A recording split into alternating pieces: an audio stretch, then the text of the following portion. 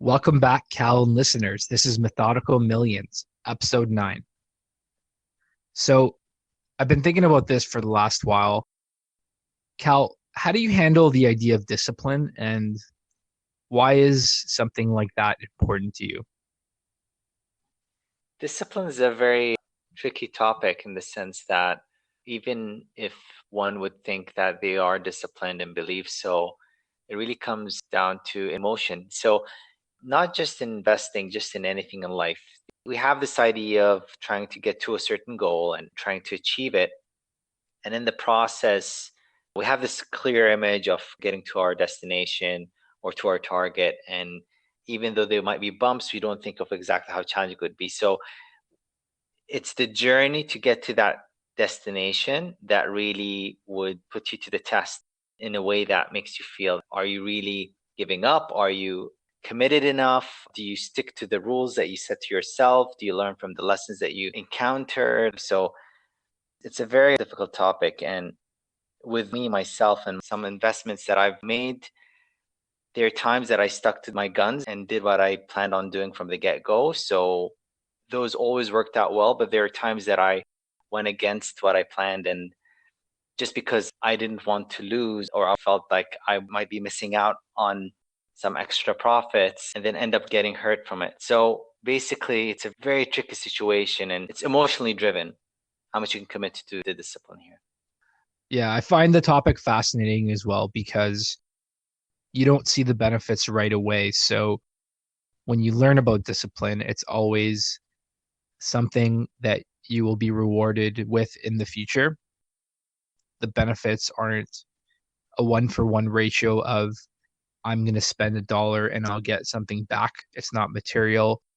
It's like building good habits, right? So, how I see it would be to have a strong focus on goals, like you said, and to understand the importance of those goals and not to fall off the wagon, as the saying goes. So, you want to have an idea of what it is you want to achieve, what's the main objective, and write it down, put it in your task app, put it in a calendar app, but it has to be set in stone somewhere. You'll go back to it and that you'll stay on track. So that's definitely part of it, right?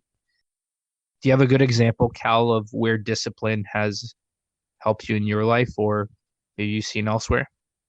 Yes, actually, as you're talking about that, that's exactly what I had in mind during my weight loss journey. There'd be many, many times where at the beginning of my weight loss, when I finally started seeing some results, I still didn't get to my final goal, but people were noticing that I'm losing some weight and getting in better shape. And then that's when a lot of friends and family start saying, why don't you have a bit of this in terms of food or sweets or whatever the case might be? You're getting in shape now, so this one wouldn't hurt. And the funny thing is that everywhere I go, almost on a daily basis, someone would say that to me. So if I listened to them, I would gain it all back. I would undo all the work that I've done. And they all think that it's really down to you. You weren't disciplined enough. From their point of view, they said, it can't be the muffin that we offered you, or this piece of cake, or this big meal that we said we'll have together. So they don't think it's that one thing that really tipped him over. They would think that he wasn't disciplined enough. It's down to me to decide that I should say no to all of them because rules are rules, right? So when people don't see me eat, so they think, oh, I'm starving myself. No, I'm not starving myself. I have an eating window. I know what to eat, when to eat, how much of it do I eat.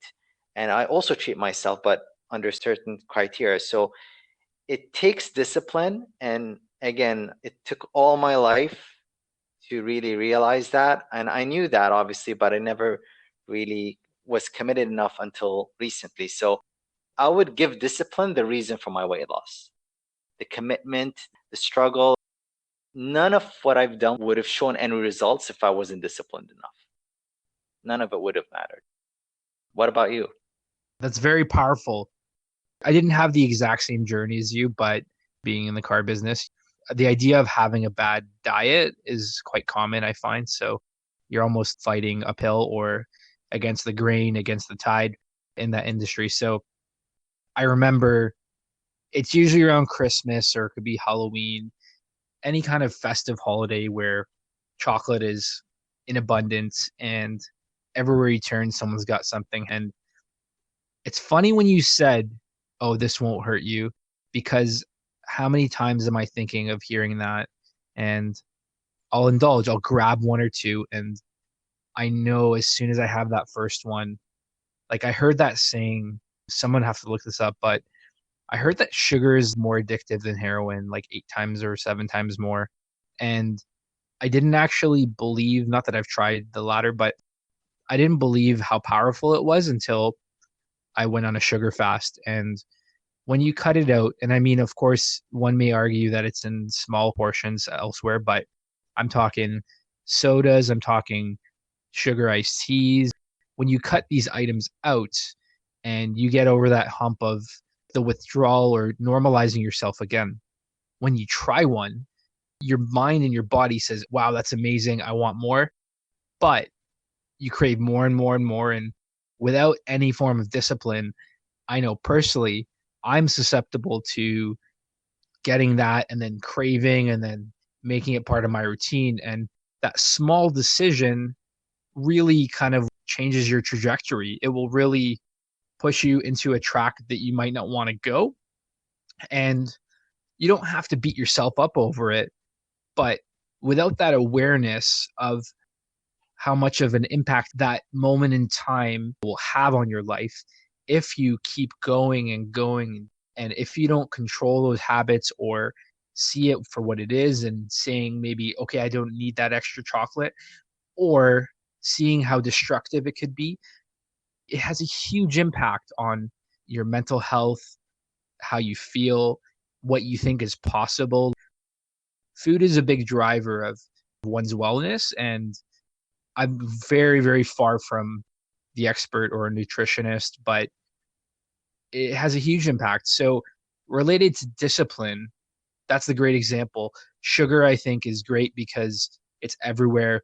It's in all sorts of fast food, takeout, restaurants. And again, I'm the culprit because I was a huge skip the dishes guy. I'm like the easy target for this kind of stuff. So, going back maybe a couple years, I've tried to be a little bit more healthy. I only drink water and tea. I've tried a bit of intermittent fasting, which I find really, really cool. Good for things like mental clarity, but I can't really talk much beyond that because I didn't do extensive research on it. But it's a huge factor. Saying I want to at least pay attention, I think is step one, because without knowing something is wrong or something is off, and I don't mean it in a bad way, all I'm saying is, you know what, maybe there is more to this. I want to change something about myself. I want to see if there's a different path I could take. And Cal, like you were saying, this correlates to anything in life. Really, there are parallels that you can use in becoming a pro athlete, in becoming a race car driver like you were doing for fun, in becoming great. Like greatness does not, how do I say it? You know what? Greatness is not casual. It is not something that falls in your lap.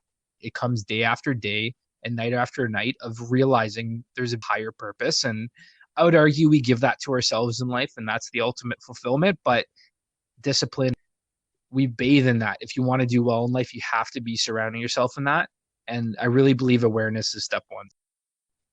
Yeah, it's a good thing you bring that up because I remember hearing from a movie the difference between a gold medalist at the Olympics and a silver medalist is that one of them decided for one night during all these years to hang out with friends, and that one night could have been the difference for the gold medalist.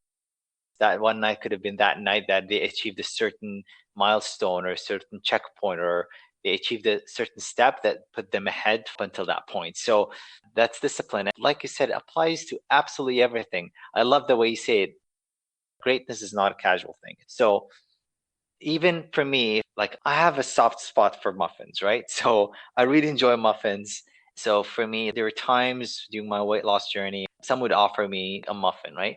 So I would turn it down. And even though they would be right that if I'm disciplined enough, I can have that muffin with them and then not have anything after that. And that would not mean anything bad. because I do agree that you need to treat yourself every now and then. But during that time, I was not just losing weight, I was teaching myself to stick to the rules. It was beyond the actual muffin, it was the lesson behind the muffin that I was trying to teach myself. And this goes with everything. Now, I know we focus a lot about self growth and investing and improving one's life financially, emotionally, personally, professionally, everything. So, that discipline, really, with no exaggeration, has taught me that if I stick to my guns, I could get to wherever I want. Sounds like a cliche, but it's so true and it's so powerful. And I think the difference between making it or not is discipline. It's simple as that. That's really, really good. You know what? I also call it having conviction in life. And if I think back in my late teens, early 20s, when I was kind of finding my direction, you have so many people around you saying, this is the right path. You have to do it this way. They look at you as if you're crazy for even thinking something different, right? And what I remember seeing was everyone thinks they're right and they don't really gauge the consequences of their decisions if you run with them. So whether it's maybe you sacrifice your happiness, maybe you don't feel fulfilled, maybe you're just not quite right inside, you're kind of questioning, well, this is not exactly the career path I want. I don't feel right. So when you don't have the direction you want to go in, A, that's okay. And B, I really believe the best things in life come from a gut feeling. They don't come from this like profound statement. You have to kind of just go on an inkling of, okay, you know what? I know I want to change, or I feel there's something more to this, or I really want to start this hobby. It could be a form of expression. It could just make you feel good. It could have a higher purpose for you. Maybe it's like a personal goal, but lean into that. Don't worry about the outside world. If you have the luxury of time to do one of these things or even think about it, don't wrestle it, don't turn it off, don't drown it out, follow it, right? And what I find that when you swim in this kind of discovery process of, well, maybe I want to try something or I want to see where it goes, that is where you start to build a belief system. That is where you start to build conviction about what you believe in, what's important to you, and the discipline almost becomes natural at that point. You build this foundation. Other people will seem crazy to you for not believing what you believe in. You'll have such a strong mindset and power and belief about the things you do. People will look up to that. They will be drawn to it. They will stand in awe and say, wow, you really know your stuff, or you know what, you seem really passionate about that. And you can't just go down to the convenience store and buy that. It comes over time. So discipline is wrapped up in that, in having that belief or that drive. I'd argue that it's all kind of wrapped together, but that kind of stuff is really, really cool and really powerful. Once you get in that moment, some people call it being in the zone or being really focused. I would argue that it's a fundamental part of you, and that's what drives us. Yeah, wonderful. And makes me think, as the saying goes, if there's a will, there's a way. What I believe is the difference of you getting to the way or not is if you're disciplined. I think the journey is being disciplined between the will and the way, right? So if you want to get to somewhere, you can. If you have the will for it, you can. But to get to it, you have to be disciplined. So it's incredibly important. And what really the difference of you or of one being disciplined or not is, again, in my opinion, is emotion. You feel that you might fall victim to FOMO, to vulnerability. You might think that, you know what, I haven't eaten a muffin in 3 months. What's the worst that can happen if I have one right now? If you fall for your cravings and you actually indulge in a muffin, that's not really a big deal in itself, but you think of it and tell yourself that this is it. I need to go back. And that was great. I needed that just to re energize, and I can run another few weeks or months without any dessert, right? Because I'm in this phase, I shouldn't have any. And if you're disciplined enough, it becomes a habit. It becomes a lifestyle. It becomes, like you said, embedded in us. And you just do it because that's what you know. It becomes something that you can't live without. And that's the difference between people who make it and people who don't. Because it just becomes absolute dedication. And then it does not become a chore anymore. It becomes natural. So it is immensely powerful, but it's immensely difficult to master. Those are good points. So I'll give you an example. So um, during the quarantine, I mean, you're not supposed to really go out much, but I would try and bike around, right? So I started biking around the block, would get really tired, and I really noticed how out of shape I was. But you start doing it 2, 3 times a week, making it routine. What started to happen was you get more fit, more in the zone, and you get used to it, right? You get used to where you're going. And I think a week and a half later, I ended up biking a marathon. It was like a 5 hour journey, a little bit stopping for breaks and, this and that. But I think the actual distance was maybe 44, 45 kilometers. And at the end of it, I was like, wow, you know what? I feel really accomplished. And at the time, it seems crazy, but you do bit by bit. And I remember doing a bit of it a couple days before, where you go maybe a quarter of the way, and you're kind of taking steps. You're building the blocks of these long distance goals. You can't do it day one. You have to do it bit by bit. But without that vision of the goal in the future and then tackling it at a bite sized amount, I think most really arduous or ambitious projects do seem impossible. And that's kind of the human perspective, which is we do crazy things sometimes as people, and you have to have long term vision, but very narrow and focused blinders on the small goals. So I think you got to differentiate between what's really important down the line and what's important today. But if you can go back and forth and keep yourself on track, I think that's the ultimate power. That's what really makes you move forward in life. And you're really in control that way. You really get to decide your own direction. So, Cal, how do you like to handle the down times, or when you feel like giving up, or like you said, when emotion gets in the way? What do you do about that? For me, for example, again, with my weight loss, is that there are times where I felt that I can't lose any more weight. This kind of my performance has plateaued. I just look back and I feel like, is this it? Maybe I'm doing something wrong.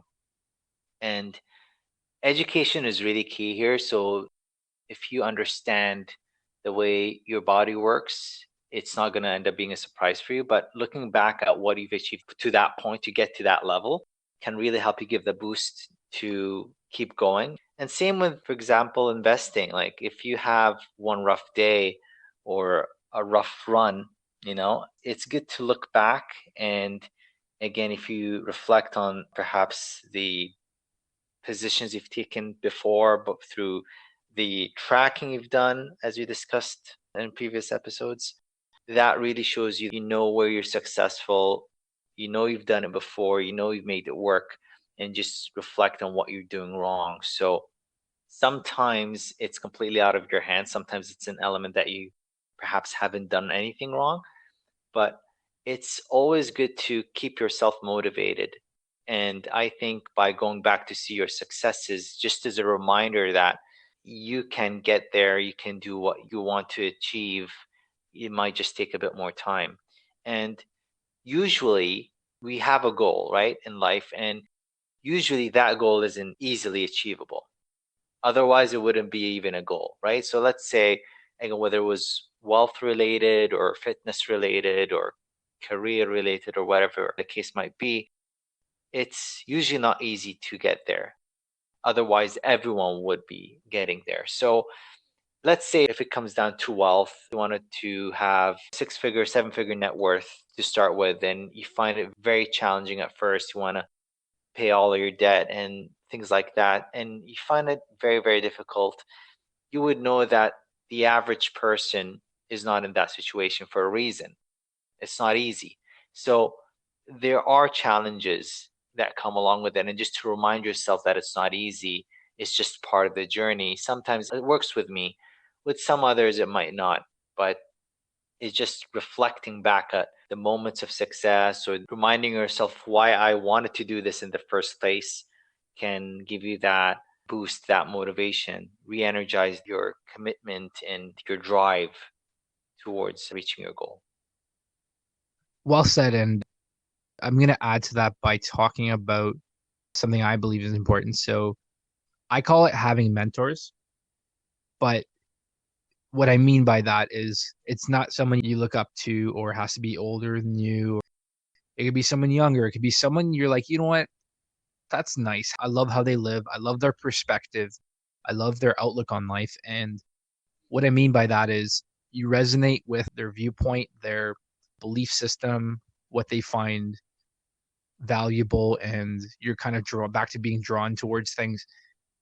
When you seek that kind of stuff out, you become, I would argue, a better person. And there's another saying I'm going to bring up.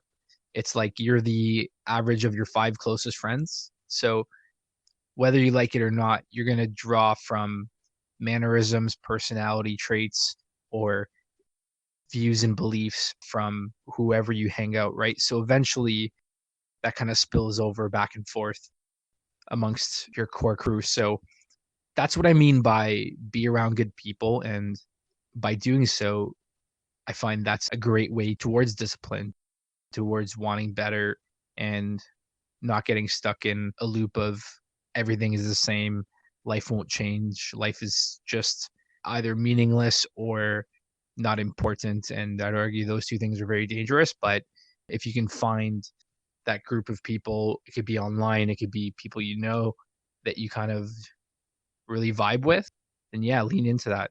Go for it.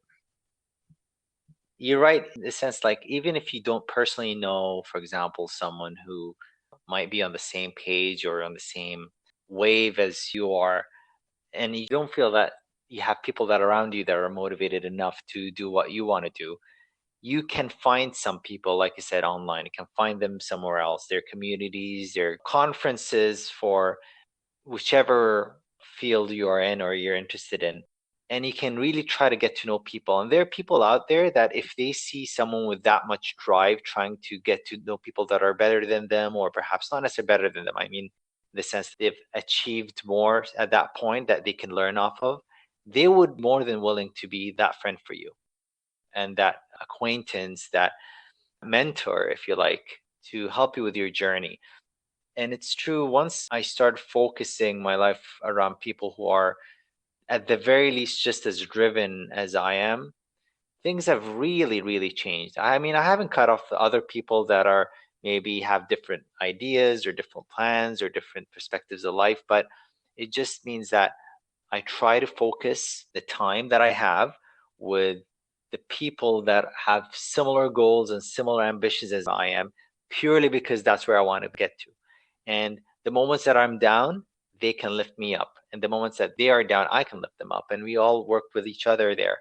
And sometimes by not saying anything at all, just being around them is motivating enough. Just seeing them grow. And like John and I, we know each other for a very long time now. And just sometimes hearing things in his life, I would say things that you do that would motivate me and just pushes me. And maybe you wouldn't know that maybe I'm having a down day or a rough moment or a rough patch, but seeing you do it, good for him. I can do that too. We push each other, and part of drive and discipline and having the right mentality towards it. And because I surround myself with those kind of people, that's what's pushing me. Whether they know that they're helping or not, it just helps you with the driving and improving yourself. That's awesome, man. Some good words there. I think we've made it quite clear on the value and importance of discipline and everything that relates to that. So, to summarize, Surround yourself with good people. Be disciplined in your day to day and your long term vision, and look forward to the future, right? Back to bettering yourself. That's what's important. You're in control. So I want to thank all our listeners for tuning in today. That's Methodical Millions, episode 9. If you'd like to follow future episodes, you can find us at methodicalmillions.com or info@methodicalmillions.com for episode feedback. Thanks, everyone. I'm gonna have myself a muffin.